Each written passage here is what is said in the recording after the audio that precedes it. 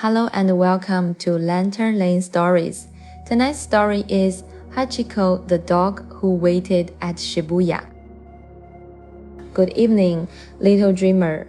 Tonight we are flying far across the sea, all the way to Tokyo, Japan. Tokyo is a big, kind city. It smells of warm rice and clean rain.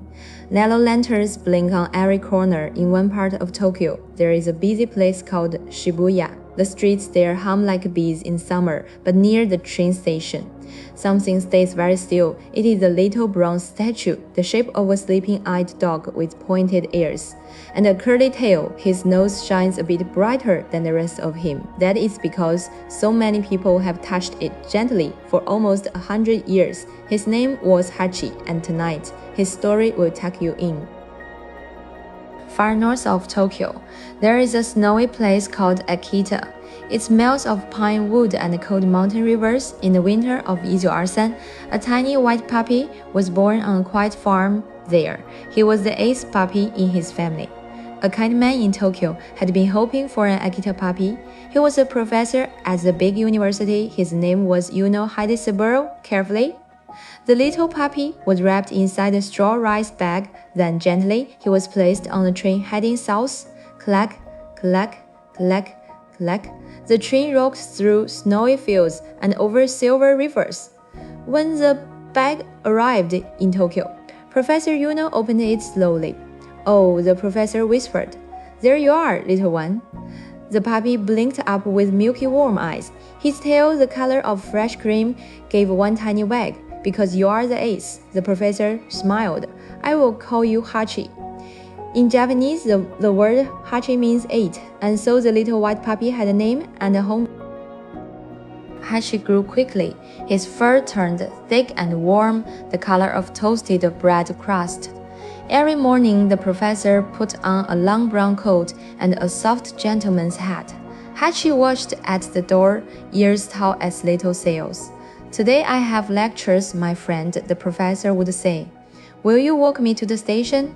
Hachi pranced ahead, sniffing the wet morning grass. He led the way down the narrow lane, all the way to Shibuya Station. The station smelled of warm coal smoke and fresh ink from the morning newspapers. Pigeons clucked on the wooden platform, hunting for crumbs. When the train whistled, the professor crouched and rubbed Hachi between the ears. "I will come back this evening just like always." Hachi sat, his paws tucked neat as folded napkins. He watched the train slip away into the soft city haze. Then, every evening when the sky turned the color of ripe peaches, Hachi trotted back to the station. The platform clock would tick, the wooden gate would creak open, and there in his long coat was the professor. Hachi, my good friend." The professor's hand was always cool from the train ride. Hachi pressed his warm nose into it. Together, they walked home through the lantern light. One bright morning in May 1925, the cherry petals had just finished falling. The air smelled of green leaves and river breeze. The professor put on his coat, as always. He patted Hachi gently between the ears. "See you this evening, Hachi." Hachi walked him to Shibuya Station, just like every other day. He sat by the gate, paws tucked neatly together. The train whistled. The professor was gone. The afternoon drifted by. Hachi waited. The sky turned peach, then rose, then deep soft purple like a folded silk robe. Trains came, trains went. Many men in long coats and gentlemen's hats stepped out. None of them was the professor. That evening, the professor did not come home. He had grown very tired at the university and had quietly fallen asleep, the kind of sleep no one wakes from. But Hachi did not know that. Hachi only knew one small, simple thing: "I will wait." The next morning, Hachi went back to the station, and the morning after that, and the one after that, spring became summer. The rains came soft and warm. Hachi sat under the eaves of the station roof, his fur damp and gleaming. Summer became autumn maple. Leaves blew across the platform like tiny red paper boats. Hachi watched every face that passed the gate. Autumn became winter snow. dusted his paws like sugar on a rice cake. People walking by began to notice the quiet dog who came every evening.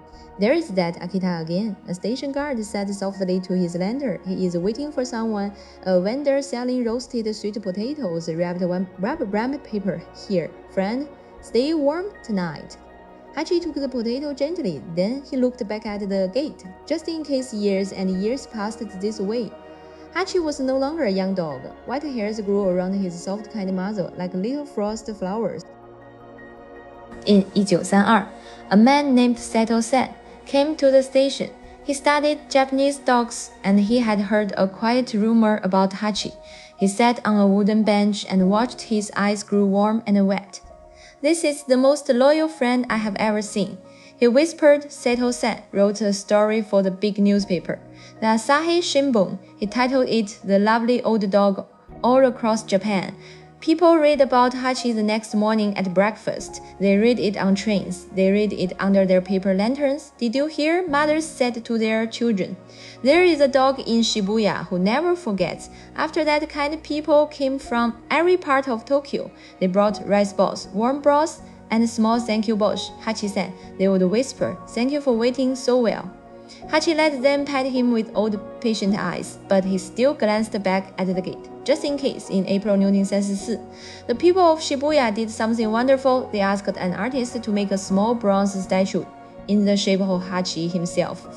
They placed it right in front of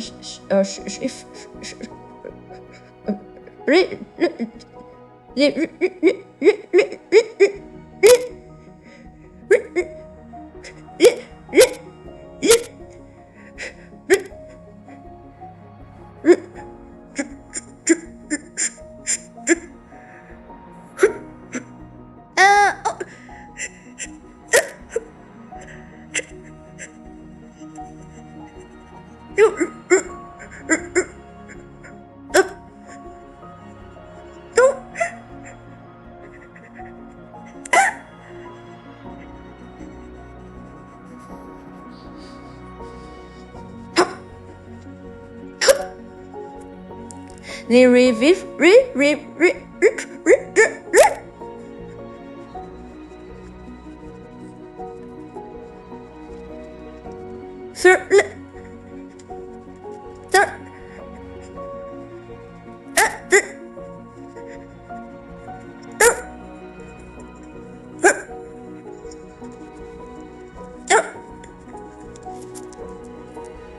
This